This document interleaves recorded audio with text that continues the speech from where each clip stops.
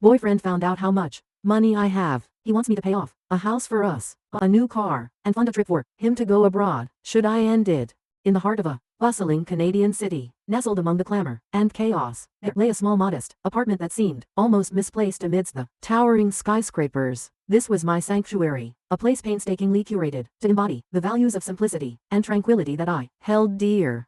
My name is Mary, and at 28 years old, I had crafted a life quite different from the opulent one I left behind in Italy. Here, in this understated nook, I found peace. The apartment was a one-bedroom affair, with walls painted a soft, creamy white that caught the gentle morning light. The furniture was minimal, a comfortable couch, a sturdy coffee table, and a small dining set that had seen better days but still stood strong. The decoration was sparse, with a few carefully chosen pieces that spoke more of sentiment than of monetary value. A small balcony overlooked a quiet street, where the sounds of the city were muted, just enough for me to enjoy my morning coffee and relative peace. Living here, my needs were few. I had learned early on that happiness doesn't come from things. From quiet moments spent reading a book. From the soothing ritual of brewing tea. My job as a digital me the luxury of working from home, allowing me to shape my days as I saw fit. A deliberate choice, a stark contrast to the lavish of my family back in Italy. My parents and extended family lived in the countryside, surrounded by vineyards and olive groves, their homes adorned with art and antiques, wealth and culture. With long languid summers under the Italian sun, the wee hours, and conversations filled with passionate gestures. Moment felt orchestrated, every smile a bit too polished. It was during my university years in Canada that I began to shed the weight of those golden shackles. I embraced a life where I could be just Mary, not the heiress, not the future custodian of centuries-old rare manuscripts. Here, I was free to build a life that resonated with who I truly was, not who I was expected to be. Enter James, my boyfriend of 3 years, a Canadian native like myself in age. In experience, James came from a middle-class family, his life a tapestry of hard work and modest achievements. He was kind-hearted, with a gentle demeanor that belied his rugged exterior. When we met, it was as if pieces of a puzzle had fallen into place. We shared similar interests in music, loved the outdoors, and both cherished the quiet moments of life. His respect for my simple lifestyle only. For him, James never knew about the wealth I had left behind. It was a part of me that I kept hidden, not out of shame, but out of necessity. I feared that revealing my family's wealth might introduce a wedge between us, that it might make him feel inadequate, or shift the dynamics in ways I couldn't control. I wanted to be loved, not for the assets I. In my heart, I believed that preserving this secret was for the best, protecting both James's self-esteem and the purity of our connection. Our relationship was built on the foundations of mutual respect and shared values. We spent our weekends cooking meals together or watching old movies curled up on the couch. It was a peaceful, fulfilling existence, and for a while. But life, as it often does, had other plans. The catalyst came unexpectedly, in the form of a family reunion back in Italy. I couldn't avoid my grandmother's 80th birthday, a milestone that demanded my presence. As the date approached, the thought of bringing James along filled me with both excitement and dread. I was eager for him to see the country I loved, to experience the warmth of my family. Yet, I was terrified of how he might react when faced with the reality of my background. I booked our tickets, telling myself that it, face whatever consequences might come. As we packed our bags and prepared for the journey, I felt the weight of my secret heavier than ever. Little did I know, this trip would unravel the delicate threads of our relationship. I had hidden, but also the vulnerabilities we both carried. What lay ahead was a test of love and trust. The future of our relationship forever. The plane descended slowly through the cottony clouds, revealing glimpses of the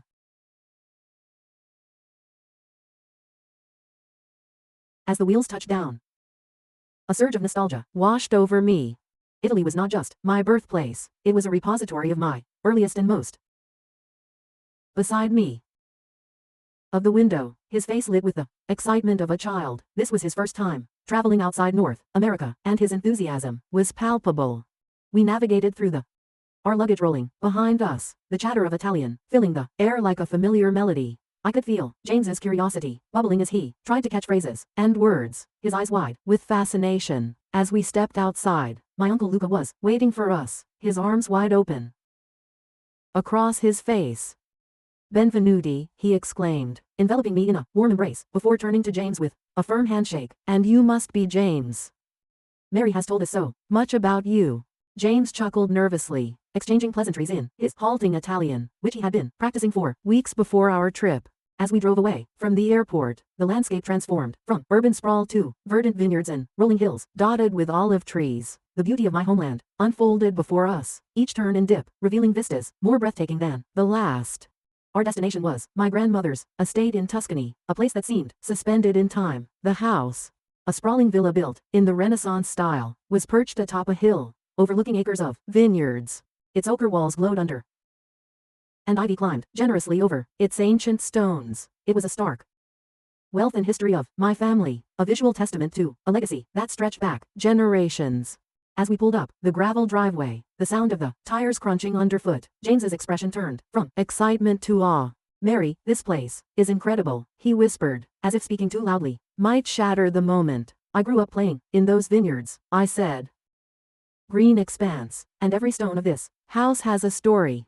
The grandeur of the villa was overwhelming even for me, who had seen it countless times before. As we entered, the vastness of the entrance hall, with its high ceilings and portraits of stern ancestors, seemed to impress upon James the reality of my heritage. The house was alive with the sounds of preparation. The reunion was to be a grand affair, with relatives coming from all over the country. James was introduced to from our simple contained existence in Canada. Each meal was a feast, each conversation a boisterous symphony of voices. My relatives, adorned in fine clothes and speaking with an effortless elegance, moved through the rooms with a grace that belonged to a different era. James tried to blend in, his usual confidence replaced by a quiet, observant demeanor. I watched him as he interacted with my family, his eyes often wide with a mix of admiration and incredulity. It was during a grand dinner, under the chandeliers of the grand dining room, that I first noticed a subtle shift in his attitude.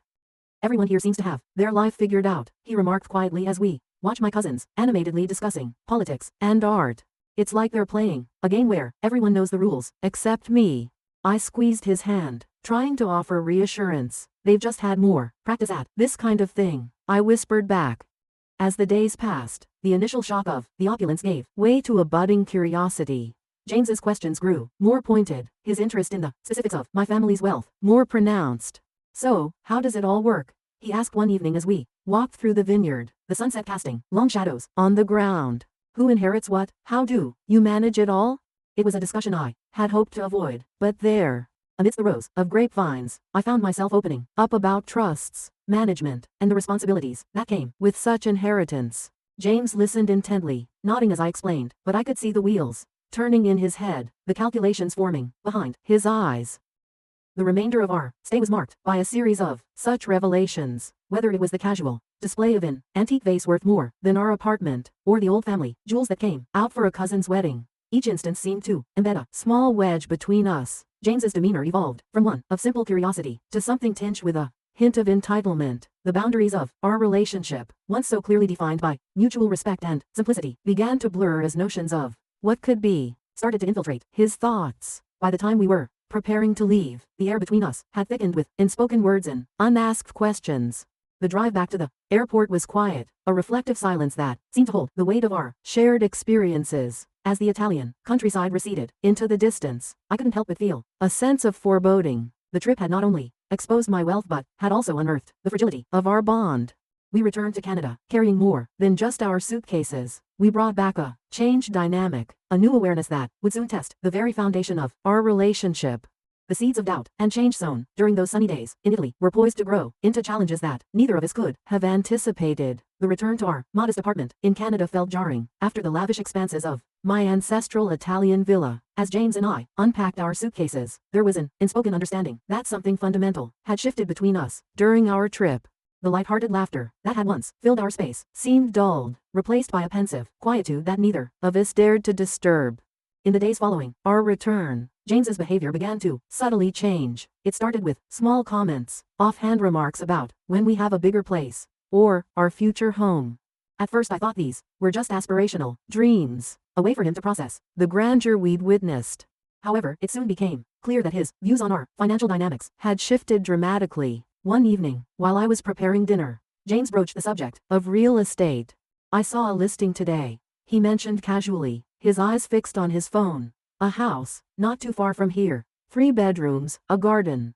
It's perfect for us." His tone was light, but the implication was heavy with expectation. I paused, a stir of apprehension in my gut. "James, we've talked about this. I'm happy here. We don't need a big house." He looked up, surprise etching his features. "But why settle for this when we can afford so much more? It's about time we lived like we deserve." His words struck a nerve. It wasn't just the presumption of we when he really meant my money, but also his sudden entitlement to a lifestyle he had never contributed to building. Over the following weeks, these conversations became more frequent. James started to bring up luxury cars, expensive vacations, and even investment opportunities. Each suggestion was grander than the last, each plan more elaborate, anchored firmly on the financial security he assumed we, or rather, I, possessed. The strain began to manifest in other ways too. Social gatherings, once a source of joy, turned into platforms for James to hint at our upgraded lifestyle. At a friend's birthday party, he openly discussed our future trips to Europe and the type of car we should buy next. Each claim felt like a chip away at the privacy and principles I held dear. This transformation in James's demeanor placed me in an emotional conundrum. Here was the man I loved, the man who had once cherished our simple life together, now morphed into someone who saw my inheritance as a stepping stone to material indulgences. It was as if the man I knew had been replaced by a stranger with a distorted sense of entitlement. As his plans grew more detailed, our discussions turned into disagreements. One night, as we lay in bed, the tension that had been brewing finally boiled over. "James, where is all this coming from?" I asked, my voice a mix of sadness and frustration. "Why has everything changed since we came back from Italy?" He turned to look at me, his expression a blend of defiance and confusion. "Changed, Mary. I'm thinking about our future. Your money could give us the life we've always wanted, but at what cost?" I countered. "You're planning our life as if my money is ours. But it isn't, James. It's mine, and it comes with responsibilities and decisions that you're not considering." The room went silent, the weight of our words hanging between us. James's face softened, and for a moment, I saw a glimmer of the man I had fallen in love with. "I just want us to have the best," he whispered. "I might have gotten carried away, but it's only because I want to build something great with you." Despite his reassurances, the seed of doubt had been planted. The following days were a testament to the changed dynamics in our relationship. James's approach had altered subtly. Where once there was partnership, there now lay a transactional expectation. It was not just about sharing a life but about leveraging my wealth for a lifestyle that he now deemed essential. The practical implications of this shift were significant. Financial discussions, once rare and collaborative, became fraught with tension. Planning for the future was no longer about our dreams and goals, but about managing expectations and defending boundaries. I never thought I'd have to deal with him. My financial independence, a source of pride and empowerment, had become a battleground. Moreover, this shift affected how I viewed our relationship's foundation. Trust and respect, once given freely and reciprocally, now required constant negotiation and reassurance. The egalitarian nature of our partnership, which had been one of its strengths, was compromised. I found myself second guessing not just decisions about money but the motivations behind James's affections and plans. This evolving dynamic also brought with it an emotional toll. There were moments of profound loneliness, times when I felt misunderstood and cornered. The joy that had once colored our daily life together was now occasionally marred by a palpable tension, making our interactions stilted, our conversations careful. In moments of solitude, I questioned the sustainability of our relationship. Could love endure when it was shadowed by financial imbalance and expectations? Was there a way to reclaim the simplicity and sincerity that had once defined us? These were questions that lingered in the quiet corners of our home, unanswered but increasingly urgent. As days turned into weeks, a palpable tension built between us. The air was thick with things unsaid and wishes unexpressed. It was late one evening, as we sat side by side on our couch, with the TV chattering idly in the background, that the facade of normalcy finally cracked. "Mary, why don't we consider moving somewhere bigger? Maybe even start looking at houses?" A hesitancy that was unlike him. I turned to look at him and saw not just the man I loved but also the growing divide between us. "James, why would we do that? This place? Hasn't it always been?" He shifted uncomfortably. avoiding my gaze. Well, yes, but don't you think we deserve a bit more? I mean, your family lives so differently. Aren't you ever tempted? The question hung between us. I sighed deeply, feeling the weight of James I grew up around. All that excess, and yes. But it's not what makes me happy. I've chosen this life. Not because I can't afford any differently. About what we can afford, Mary, he countered, his voice rising slightly, in frustration. It's about what you can afford, and honestly, isn't it a bit wasteful not to use it? His words stung, the implication clear. I felt a coldness seep into the space between us, chilling the warmth we had cultivated over our. My family's money is a resource. Like it? Because that's not how. It comes with strings, with expectations and. Don't understand. James looked taken back. Like that, Mary, I just thought. What, that suddenly, because my family has money, our plans, our dreams should change? My voice was sharper, edged with a bitterness that tasted foreign on my tongue. He paused, the air thick with our unsaid thoughts. My hand, his touch tentative. I'm sorry, Mary. I suppose I got carried away. To someone with so much possibility, I pulled my hand gently from his grasp, needing the space to gather my thoughts. James, my family's wealth isn't what I love our life, our home, just as it is. I don't want that to change because of money. He nodded slowly, his eyes meeting mine with a sincerity that punctured the tension. I understand, or at least I'll try to.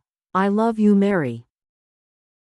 I don't want to lose it over fantasies of make us happy.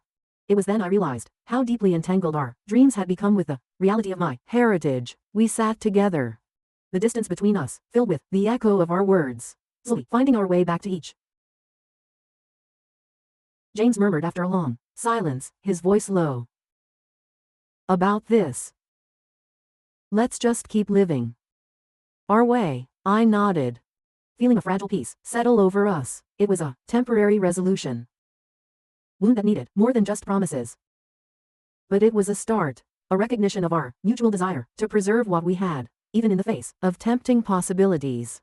As we turned back to a small smile passed between us, a silent acknowledgement of love and wealth, and the simple truth that sometimes holding on to what you value most requires letting go of what the world tells you should matter. Update. The weeks following our muted confrontation were a study in fragile normalcy. James and I navigated our days with a cautious tenderness, each of us aware of the unspoken. Beneath the surface of our relationship, I believed, perhaps naively, that we could mend what had been strained by the revelations of wealth and differing desires, but the real test of our bond was yet to come, a test that would shatter the peace we had brokered.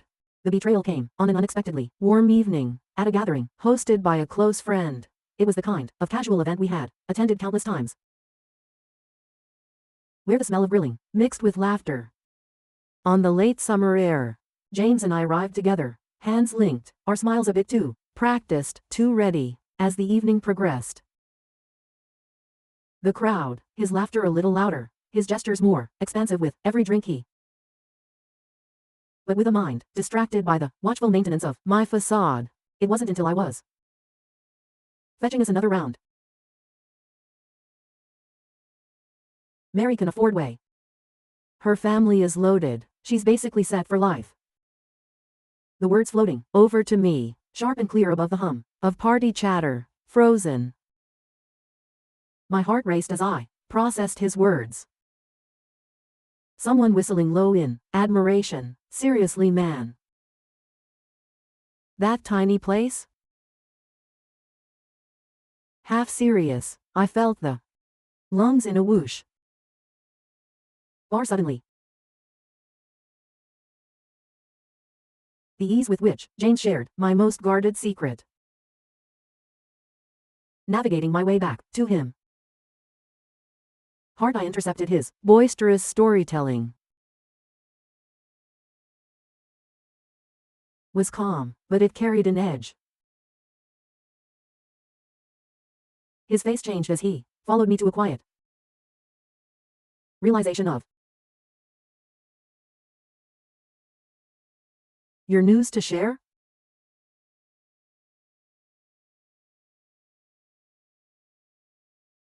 A mix of muddling his words. I'm sorry, I didn't think it would. I got carried away, and in you. Worth respecting. I could hear a sound I never wanted. Mary, I made a mistake, please. He pleaded.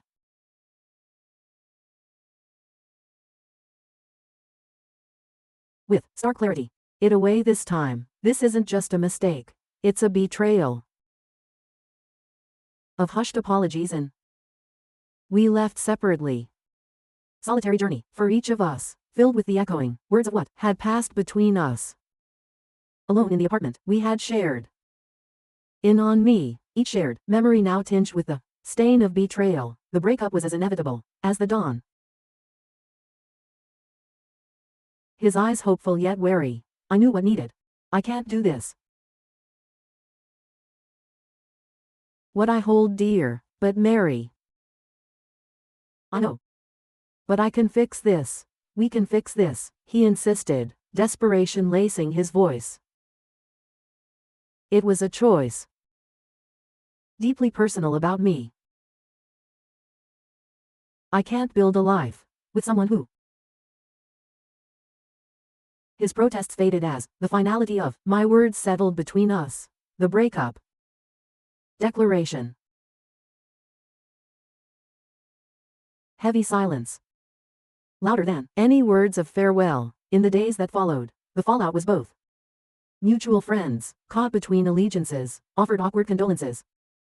As concern, I found. Turning to my passion for painting, letting the colors express. Step towards healing, a way to reclaim the peace that had been disrupted. The betrayal had not just confront the vulnerabilities. Shield, but in that confrontation, there was growth. I learned that my values were but necessities. Who I would continue to be. The hues blending on. I realized that this ending was but a beginning, a chance. And to ensure that my next chapter would be one where trust was. The days after the party were a haze of. I vacillated between anger, betrayal, and a strange sense of liberation. The realization that James had no business knowing. It wasn't just the fact that he. It was the casual disregard for my feelings, the thoughtlessness of. Scene in my head, my resolve hardened. Relationship where such fundamental trust was so. To process the gravity of what had happened.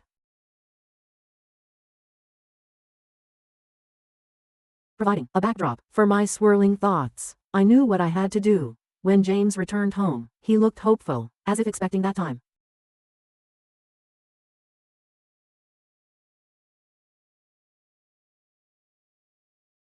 Too empty, I began, my voice steady despite.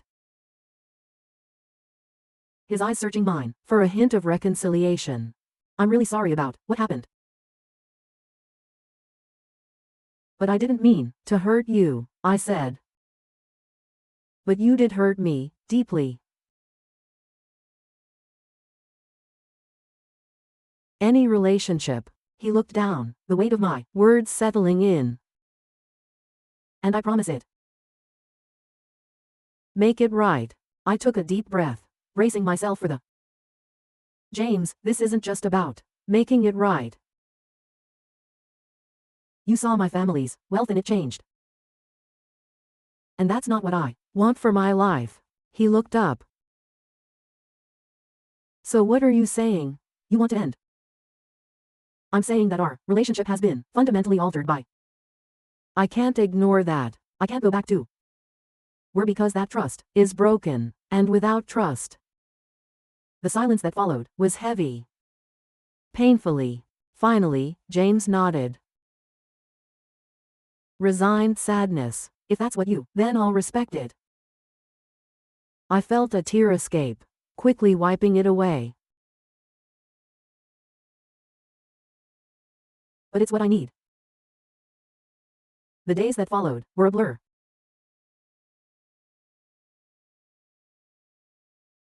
Some with genuine concern. That felt invasive. Without trying to protect the wake of its breach. Offering their shoulders to cry on. Others seemed more interested in the gossip. Details that, despite the well-meaning gestures, a way forward. Finding solace in the routine required my full attention. Painting became my refuge. Something new, a therapeutic process that helped. Brush was a way to channel the pain, the disappointment. The canvas became a mirror of my inner turmoil, and as the days passed, the chaotic swirls of color slowly reflecting my journey. I also started journaling. The pages, unfiltered and raw, it was a way to make sense of the tangled web of emotions, to understand the why and the how of what had happened. Writing became a nightly ritual, a time for reflection and self-discovery. Through these creative outlets, I began to reclaim my. But it also taught me and the importance of protecting what mattered most to me. I emerged from the experience stronger, more resolute, and more determined to live not by the expectations or judgments of others.